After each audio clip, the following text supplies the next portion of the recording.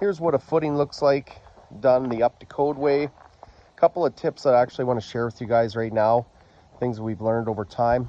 You can see that our dowels, we don't keep any in any of the corners. So there, or right there, anywhere else, we don't have dowels there. And the reason that is when we chalk this out, we can't really verify the square of the building if there's a dowel in the corner, because it's hard to pull a tape measure if something's in the way, right? So that's why we avoid those. The other thing to just note is when we're placing the dowels, we kind of eyeball it off of the inside corners, right? That's where we start, kind of have a loose system, so that actually helps us avoid the tie locations.